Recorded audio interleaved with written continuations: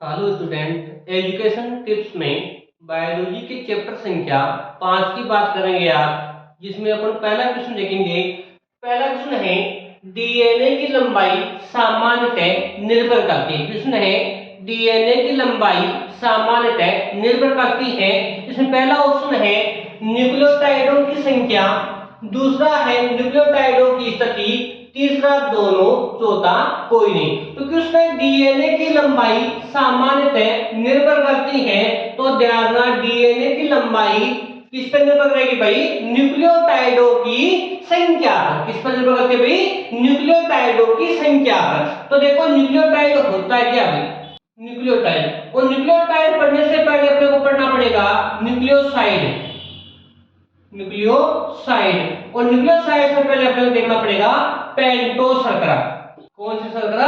पेंटो शर्करा। तो पेंटो शर्करा क्या होती है कि जिसमें कितने कार्बन हो भाई? 5 कार्बन युक्त श्रृंखला क्या कहलाती है भाई? पेंटो शर्करा।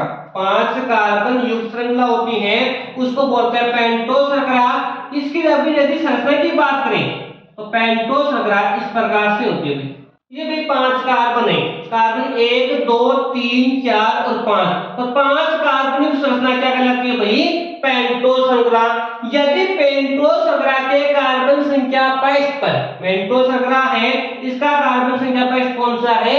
ये वाला भाग है। तो पेंटो श्रृंखला के कार्बन संख्या 65 पर यदि कोई नाइट्रोजन क्षारक जुड़ा हुआ हो, अब नाइट्रोजन क्षारक हो सकता है एडेनिन, हो सकता है साइटोसिन, हो सकता है थायमिन, हो सकता है गोवालिन, कुछ भी हो सकता है।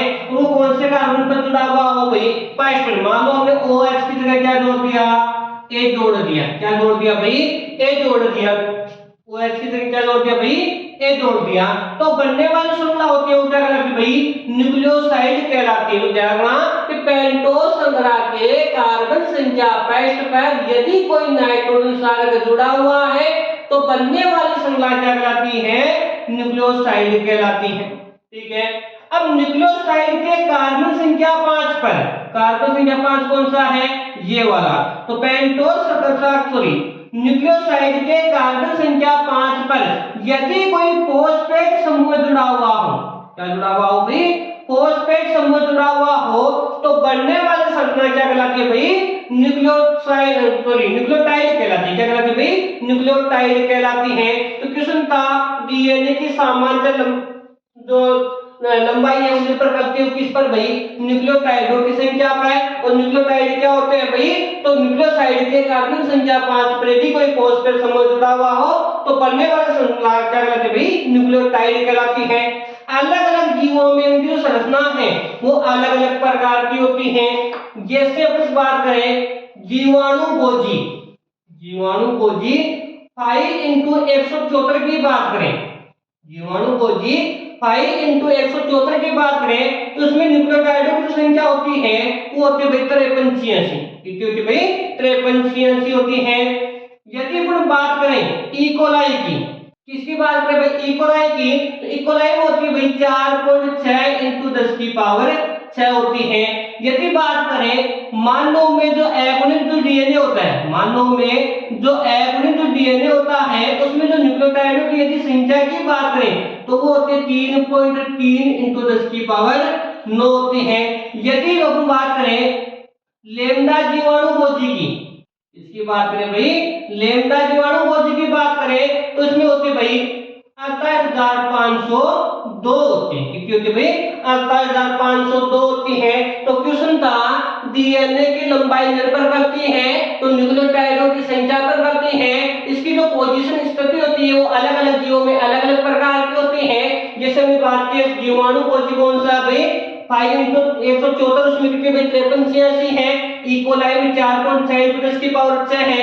मनुष्य में एगोनिक जो डीएनए की संख्या है उसमें न्यूक्लियोटाइडों की संख्या होती है 3.3 इंटू 10 की पावर 9 होती है। लेम्डा जीवाणु भोजी में होती है भाई 48502 होती है। तो पहला क्वेश्चन था।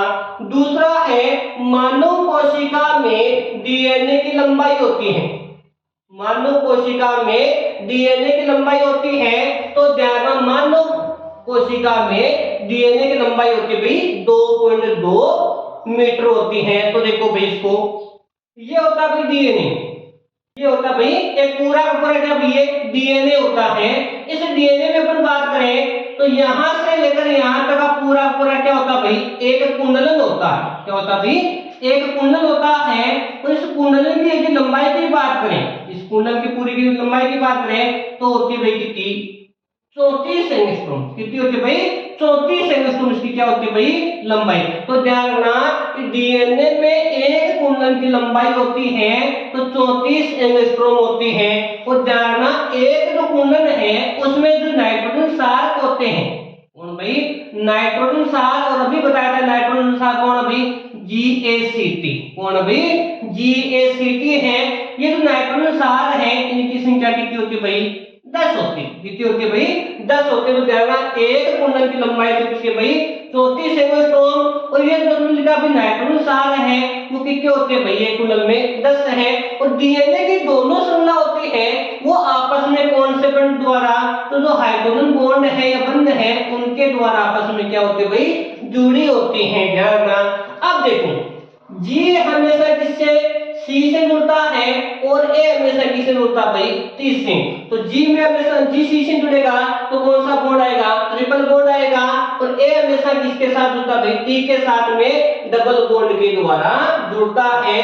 अब देखो जैसे मान लो यहाँ पर जी है तो किसके साथ में, सी के साथ में, ये ए है किसके साथ में, टी। इस प्रकार से ये पूरा पूरा कुंडल है उसमें 10 जगह यहाँ पर इस प्रकार से ऐड करने हैं भाई इसको, नाइट्रोजन सारकों को। तो हमने कहा है मानव कोशिका में डीएनए की लंबाई कितनी होती है, तो 2.2 मीटर होती है। ध्यान रखना। और एक कुंडल की लंबाई पूछिए तो कितनी होती है भाई, 34 एंगस्ट्रॉम होती है। लेकिन 10 अपन कह सकते हैं एक कुंडल में नाइट्रोजन सार कितने होते हैं भाई, 10 होते हैं। और अपन ये भी ध्यान रखना इनका जो व्यास होता है वो कितना होता है भाई, 20 एंगस्ट्रॉम उसका क्या होता है भाई, व्यास होता है। और दोनों डीएनए की दोनों श्रृंखला होती है वो हाइड्रोजन बॉन्ड के द्वारा आपस में जुड़ी होती है। तो क्वेश्चन था मानव कोशिका में डीएनए की लंबाई होती है तो देखना 2.2। ठीक है। तीसरा क्वेश्चन देखो, यदि ग्वानिन की मात्रा 20% है, यदि ग्वानिन है इनकी मात्रा 20% है तो एडेनिन की मात्रा होगी। आपने एक नियम सुना होगा जिसका नाम है चारगोप का नियम, चारगोप का नियम। और चारगोप का नियम क्या होता है, G प्लस C बट्टा क्या होता है, A प्लस T बराबर क्या होता है भाई 1। ठीक है। G प्लस C बट्टा क्या है, A प्लस T बराबर क्या है 1। यानी जितने G की मात्रा होगी उतनी किसकी होगी भाई, C की। और जितनी A की होगी उतनी किसकी होगी भाई, T की। तो इसमें देखो यदि ग्वानिन, और मैंने बताया था G को क्या बोलते हैं भाई, ग्वानिन। क्या बोलते हैं भाई, ग्वानिन बोलते हैं। C को बोलते हैं साइटोसिन, A को बोलते हैं एडेनिन, T को बोलते हैं थाइमिन। ठीक है। तो पूछा है कि यदि ग्वानिन की मात्रा 20% है, G है उसकी मात्रा कितनी है भाई 20% है। तो पूछा एडेनिन की मात्रा, किसकी मात्रा पूछी है भाई, A की मात्रा पूछी है। तो देखो जितना मान G का उतना ही किसका होगा, C का।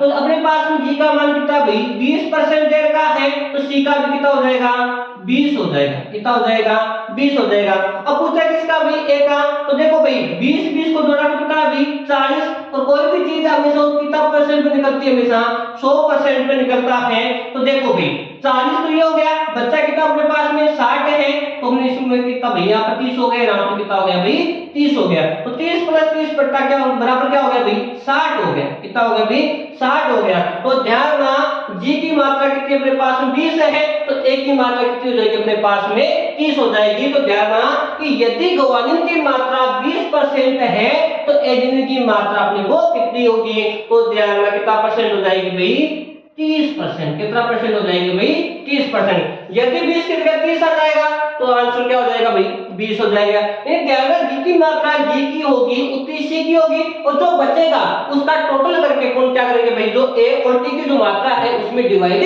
कर देंगे। इसके अनुसार भाई चारगोप के नियम के अनुसार। तो ध्यान रखना एक नियम भी ध्यान रखना, चारगोप का नियम क्या है, तो ध्यान रखना G प्लस C बट्टा क्या हो गया A प्लस T बराबर क्या हो गया 1 हो गया। इस नियम से अपन क्या करेंगे, इसको हल करेंगे। ठीक है।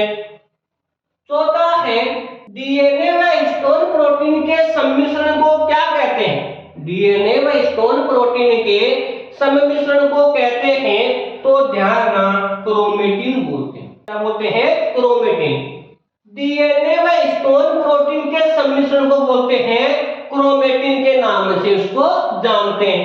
डीएनए है उस डीएनए की पूरी लंबाई में, डीएनए है उस डीएनए की पूरी जो लंबाई है उस लंबाई में अनेक सारे ऋणावेशित स्थान पाए जाते हैं। क्या पाए जाते हैं? अनेक सारे ऋणावेशित स्थान पाए जाते हैं। क्वेश्चन पूछा जाता है कि डीएनए की प्रकृति होती है, तो ध्यान रखना डीएनए होता है किस प्रकार का?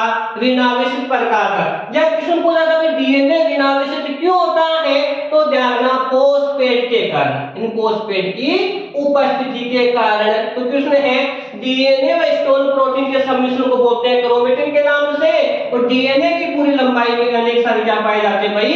ऋणावेशित स्थान पाए जाते हैं। उसको ढकने के लिए या फिर कैसे उसकी पूरी लंबाई बीच बीच में क्या पाई जाती है भाई? स्टोन प्रोटीन पाई जाती है। क्या पाई जाती है भाई? स्टोन प्रोटीन पाई जाती है। तो डीएनए और स्टोन प्रोटीन को क्या बोलते हैं?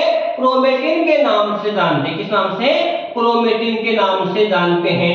ये जो स्टोन प्रोटीन होती है वो भाई 5 प्रकार की होती है। ध्यान रखना, स्टोन प्रोटीन होती है वो 5 प्रकार की होती है। H1, H2A, H2B, H3 और H4। ये कितने प्रकार की हो गई? 5 प्रकार की होगी। अब ध्यान रखना H1, H2A, H2B है, इनमें मुख्य रूप से किसकी दिक्कत पाई जाती है? तो ध्यान रखना लाइसिन की दिक्कत पाई जाती है। किसकी दिक्कत? लाइसिन की दिक्कत पाई जाती है। लेकिन H3 और H4 में आर्जिनिन की दिक्कत पाई जाती है। किसकी दिक्कत पाई जाती है भाई? आर्जिनिन की दिक्कत पाई जाती है। क्वेश्चन पूछा जाता है कि लाइसिन और आर्जिनिन क्या है? तो ध्यान रखना एमिनोमर होता है। कौन होता है भाई? एमिनोमर। तो ध्यान रखना स्टोन प्रोटीन 5 प्रकार की होती है। H1, H2A, H2B, H3 और कौन भाई? H4 होती है। जिसमें H1, H2A, H2B में किसकी भाई? लाइसिन की दिक्कत पाई जाती है। H3 और H4 में आर्जिनिन की दिक्कत पाई जाती है, और ये भाई एमिनोमर होते हैं। अब इस H1 को छोड़ दो, बच्चे को अपने पास में H2A, H2B, H3, H4, इनके दो अणु, कितने अणु भाई? दो अणु है, वो आपस में मिल जाते हैं, और मिलने के बाद में एक एस्टर का निर्माण करते हैं। उस एस्टर को बोलते हैं स्टोन एस्टर। किस नाम से जानते भाई? स्टोन एस्टर के नाम से जानते हैं। ये स्टोन एस्टर का निर्माण या ऑक्टोमर का क्या करते हैं भाई? निर्माण। किसका निर्माण करते हैं भाई?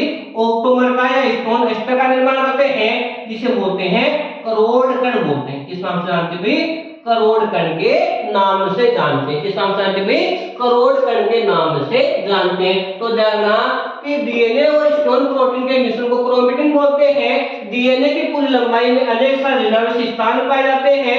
वो जो ऋणावेशित स्थान है वो किससे आबंधित रहते हैं भाई? तो ध्यान रखना स्टोन प्रोटीन से आबंधित रहते हैं। स्टोन प्रोटीन 5 प्रकार की होती है। H1, H2A, H2 में तो लाइसिन की दिक्कत पाई जाती है। H3, H4 में आर्जिनिन की दिक्कत पाई जाती है। ये क्या होते हैं भाई? एमिनो अम्ल होते हैं। इसके बाद लिखा था H1 को छोड़ दो, 4 बचे हैं, चारों के दो अणु आपस में मिलकर एक एस्टर का निर्माण करते हैं, जिसको बोलते हैं स्टोन एस्टर या ऑक्टोमर के नाम से जानते हैं। और ये आगे जाकर किसका निर्माण करते हैं भाई? करोड़ कण का निर्माण करते हैं। ठीक है, अगला क्वेश्चन देखो, डीएनए की रीढ़ की हड्डी बनी होती है। डीएनए है उस डीएनए की रीढ़ की हड्डी बनी होती है।